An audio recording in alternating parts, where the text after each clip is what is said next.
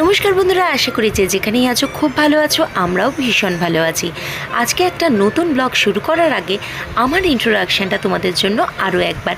High বন্ধুরা, welcome back to my channel travel favourite থাকো। আমি পিয়ালি তোমাদের বান্ধবী নিয়ে চলে এসেছি আরও একটা ব্র্যান্ড নিউ ব্লগ। আজকে আমি তোমাদের এই ট্রাভেল ব্লগের মাধ্যমে তোমাদের ঘুরিয়ে দেখাবো উড়িষ্যার বালাসোরের পঞ্চলিঙ্গেশ্বর মন্দির এবং তার সাথে সাথে পঞ্চলিঙ্গেশ্বরের আশেপাশে বেশ কিছু প্রসিদ্ধ মন্দির। আমরা গত 8 এবং 9 মে দীঘা ঘুরতে গেছিলাম এবং সেখান থেকে আমরা একটা গাড়ি রিজার্ভ করে গেছিলাম পঞ্চলিঙ্গেশ্বরের প্রথম পার্টের ভিডিও তো আমার ইউটিউব চ্যানেলে অলরেডি চলে এসছে।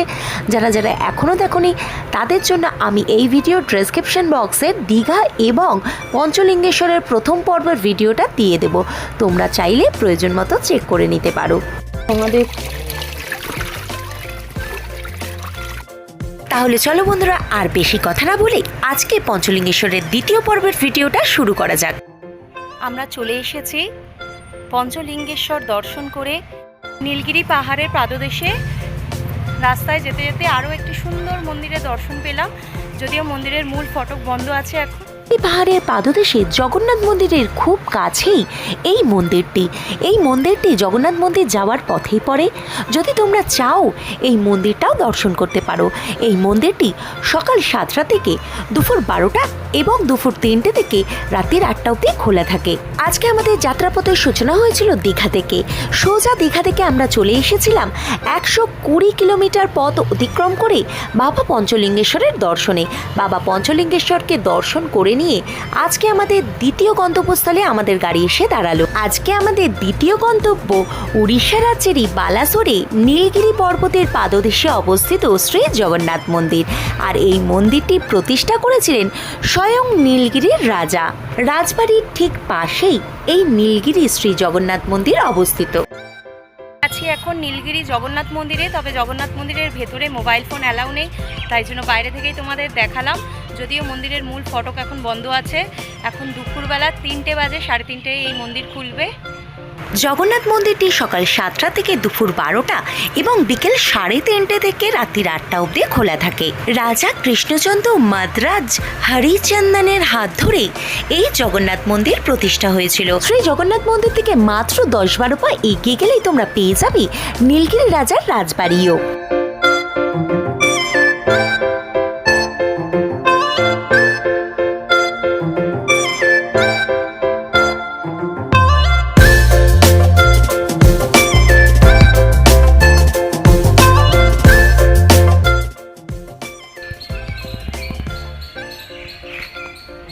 এই হচ্ছে প্রবেশদ্বার।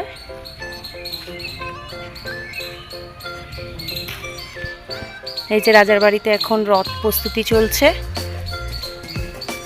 সবাই জানি আমরা সোজা রথ আসছে। 27শে জুন সোজা রথ, আর সেই রথেরই প্রস্তুতি চলছে এখানে। দেখতে পাচ্ছ এত সুন্দর একটা নিদর্শন। এখন মেনটেনেন্সের অভাবে এইরকম প্রায় কি বলবো, লোকজন নেই, অপরিষ্কারভাবে পড়ে রয়েছে। সুন্দর কারুকার্য মণ্ডিত দ্বিতল এই রাজবাড়িটি প্রায় পরিত্যক্ত অবস্থায় পড়ে আছে। এত সুন্দর একটি রাজবাড়ি মেনটেনেন্সের অভাবে প্রায় ধ্বংসাবশেষে পরিণত হতে চলেছে। রাজবাড়ি সংলগ্ন আছে একটি নাট্যশালা। সেই নাট্যশালাটি প্রায় ভগ্নাবশেষে পরিণত হয়েছে। আগাছা ঘিরে ফেলেছে সমগ্র নাট্যশালাটিকে। আমি এসে গেছি নীলগিরি রাজার বাড়িতে। এই যে ভেতরে প্রবেশ অ্যালাউ নেই, বাইরে থেকেই ভিডিও করে তোমাদের দেখিয়ে এখান থেকে এবার চলে যাব পরবর্তী ডেস্টিনেশন আমাদের ইমামি জগন্নাথ মন্দির, যাকে দ্বিতীয় পুরীও বলা হয়। গরমটা প্রচণ্ড, আকাশে মেঘলা করেছে, হয়তোবা বৃষ্টি আসবে। রাজবাড়ির উল্টো দিকে আরও একটি মন্দির আছে। এই মন্দিরেরও মূল দরজা এখন বন্ধ। ঘোরার সাথে সাথে কিছু খাওয়া দাওয়াও সেরে নিতে হবে, তাই জন্য আমাদের গাড়ি নিয়ে এলো নীলগিরি মার্কেটে। গাড়িতে যেতে যেতে বেশ খিদে পেয়ে গেছে। জগন্নাথ মন্দির দর্শন করে বেরিয়ে একটা ধাবা টাইপের রেস্টুরেন্ট দেখতে পেয়েছি, সেখানে আমরা ঢুকে পড়েছি লাঞ্চের জন্য। প্রচণ্ড খিদে পেয়ে গেছে, সময় নষ্ট করতে পারছি না। এবার খেয়ে তারপরে জগন্নাথ ইমামি মন্দির দর্শন করতে যাব। খিদেতে কাঁচা লঙ্কা খাচ্ছে শুধু। পরিষ্কার পরিচ্ছন্ন আছে রেস্টুরেন্টটা, তাই জন্য আমরা বসে গেছি। মাছ ভাত দিয়ে আজকের এই লাঞ্চটা আমরা শেষ করব। মাছের থালি অর্ডার করে দিয়েছি, মাছ আর ভাত দিয়ে আজকের জাস্ট লাঞ্চটা ফাটাফাটিভাবে করে নেবো। মাছ ভাত দিয়ে জমিয়ে খাওয়া দাওয়া শেষ করে আমরা আবার বেরিয়ে পড়লাম আমাদের পরবর্তী গন্তব্যের উদ্দেশ্যে। আজকে আমাদের পরবর্তী গন্তব্য ইমামি জগন্নাথ মন্দির। এই মন্দিরকে দ্বিতীয় পুরী বলা হয়ে থাকে। উড়িষ্যার বালাসোরের আরও একটি প্রসিদ্ধ মন্দির এই ইমামি জগন্নাথ মন্দির।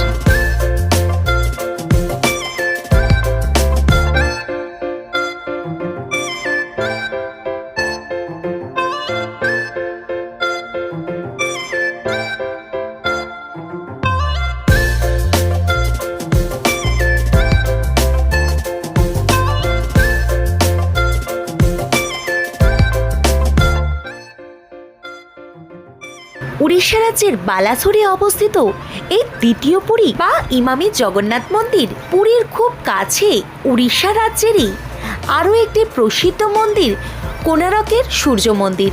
এই সূর্য মন্দিরের আদলেই কিন্তু এই ইমামি জগন্নাথ মন্দির নির্মিত।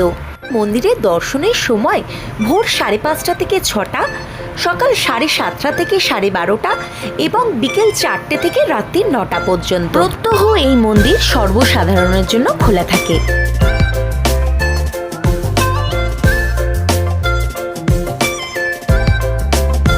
আমরা চলে এসেছি পঞ্চলিঙ্গেশ্বর মন্দির দর্শন করে, জগন্নাথ মন্দির নীলগিরিতে দর্শন করে। নীলগিরির আরও একটি প্রসিদ্ধ মন্দির, এই মন্দিরটির নাম হচ্ছে ইমামি জগন্নাথ মন্দির। আর এই ইমামি জগন্নাথ মন্দিরটিকে দ্বিতীয় পুরীও বলা হয়। এত সুন্দর এই মন্দিরটা, তোমরা এলে পঞ্চলিঙ্গেশ্বর অবশ্যই লোকাল সাইট সিন করো। লোকাল সাইট সিন করলে এগুলো লোকাল সাইট সিনিংয়েই পড়ে যাবে। এই মন্দিরটা দেখতে পুরো রথাকৃতির এই মন্দিরটি। এই যে দেখতে পাচ্ছ চাকা, আর এই মন্দিরটা কিন্তু অনেকটাই পুরীর কোণারক মন্দিরের মতো দেখতে, সূর্য মন্দিরের মতন।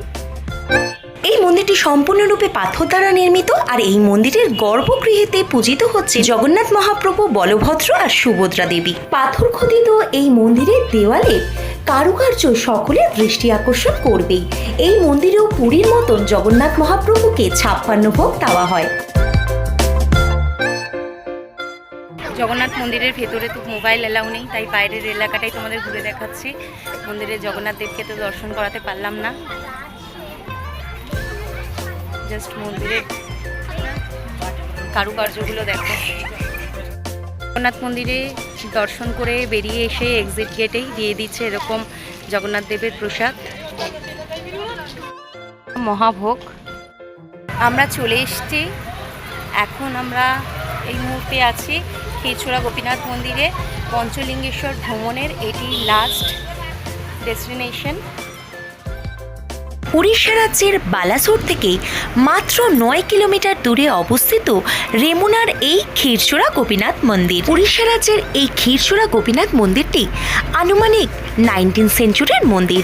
আর এই মন্দিরটি সকাল 5:30 থেকে দুপুর 12:30 এবং বিকেল 4টে থেকে 8:30 অবধি সর্বসাধারণের জন্য প্রত্যহ খোলা থাকে। মন্দির সংলগ্ন আছে মন্দিরের উল্টো দিকে নাট মন্দির। এই মন্দিরটি মূলত গোপীনাথজিকে উৎসর্গ করে।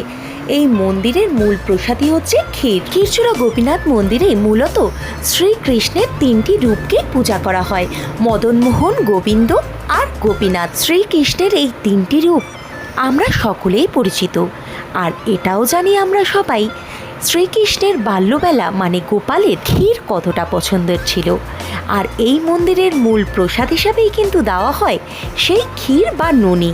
মন্দির চত্বরের ভেতরেই আছে ক্ষীর বা ননি কেনার কাউন্টার, যেখান থেকে তোমরা প্রসাদ সংগ্রহ করে নিয়ে আসতে পারো। উড়িষ্যা রাজ্যের ক্ষীরচোরা গোপীনাথ মন্দির খুবই প্রসিদ্ধ এবং জাগ্রত মন্দির। এই মন্দিরে কিন্তু বিবাহেরও আয়োজন করা হয়। ক্ষীরচোরা গোপীনাথ মন্দিরে খুব সুন্দরভাবে দর্শন করলাম। আমি ঋদ্ধাগর বাবা আর আমার ছোট্ট সোনা গোপাল তো সব জায়গায় যায় জানো, তো এখানেও এসছে আমার গোপাল।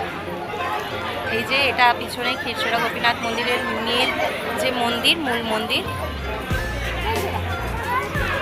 গোপাল, মদনমোহন আর গোপীনাথ 3জনের মূর্তি রাখা আছে। সুন্দরভাবে দর্শন করে এবার মন্দির থেকে বেরিয়ে যাচ্ছি আমরা। আজকের মতন আমাদের লাস্ট ডেস্টিনেশন ছিল ক্ষীরচোরা গোপীনাথ মন্দির। মন্দির দর্শন শেষ, এবারে আবার আমরা দীঘার উদ্দেশ্যে রওনা দিচ্ছি।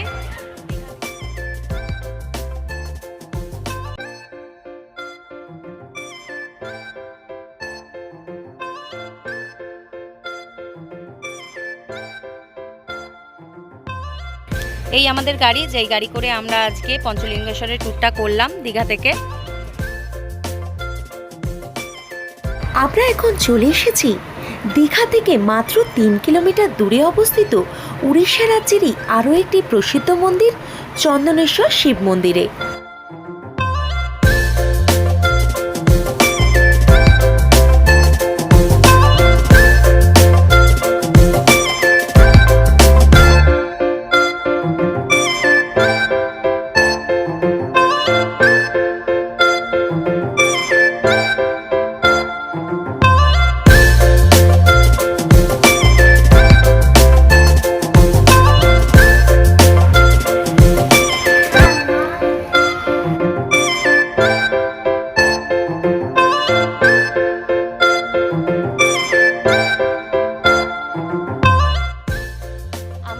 আছি চন্দনেশ্বর মন্দিরে। চন্দনেশ্বর মন্দির দর্শন করলাম। চন্দনেশ্বর মন্দির দর্শন করে এখন আমরা বেরিয়ে যাচ্ছি। চন্দনেশ্বরের মন্দিরেও চলছে বিয়েবাড়ি। এবার এখান থেকে আমরা চলে যাব নিউ দীঘা। নিউ দীঘা থেকে বাস ধরে বাড়ির উদ্দেশ্যে আমরা রওনা দেব, কলকাতা যাব।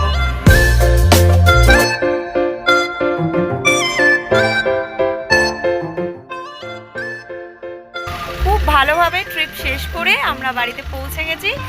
আমরা বাস থেকে নেমে পড়েছিলাম কোনাতে, আর কোনাতেই দাদার সঙ্গে আমরা ওলাতে বুক করে নিয়েছিলাম যাত্রা সাথীতে। তো সেখান থেকে আমরা এবার গাড়ি ধরে বাড়ি চলে এসেছি। ভিডিওটা ভালো লাগলে লাইক, কমেন্ট, শেয়ার, আর আমার চ্যানেলে নতুন হয়ে থাকলে চ্যানেলটাকে সাবস্ক্রাইব করে দিয়ে অবশ্যই বেল আইকনটা টিপে রেখো পরবর্তী ভিডিওর সর্বপ্রথম তোমাদের কাছে নোটিফিকেশান যাওয়ার জন্য।